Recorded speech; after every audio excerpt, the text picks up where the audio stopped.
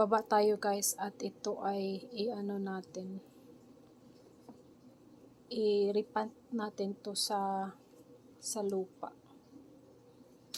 And then pag ano tayo ng sunflower, tsaka ito ipunla natin. Meron tayong malunggay, sweet pepper, at saka meron din tayong okra dito. So, iyan na yung pinunla natin. Update ko na lang kayo kung sumisibol ba yan, kasi last time hindi talaga sumibol yung pinunla ko na okra. Hopefully this time sumibol na siya guys. Tsaka meron tayong ano dyan, lemongrass. Tsaka na natin to linisan pag tapos ng pag tapos ng magbulaklak yun sa taas. Yung puti niya, yung white flower. Manok natin hindi pa siya na defrost all the way. So, yung lutuin natin guys, ito na lang corned beef. Lagyan natin ng potato at saka carrots.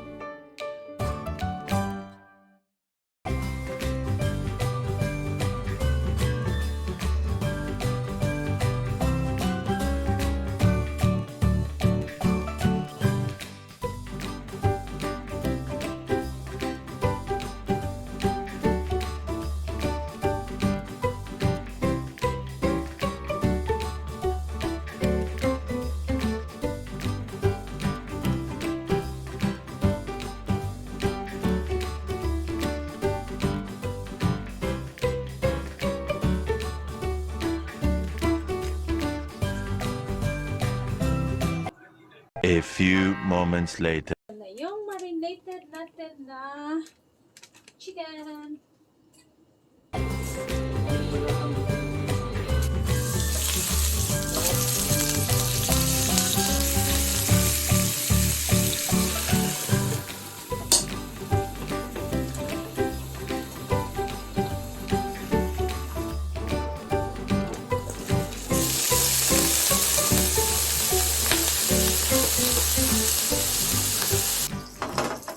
Then ito ay mag-steam tayo ng broccoli at saka green beans. Unahin natin yung green beans kasi mabilis, matagal tong maluto kaysa broccoli. Ito na yung steamed broccoli. Lagay natin to. Late na to siyang ilagay kasi madali lang siyang maluto.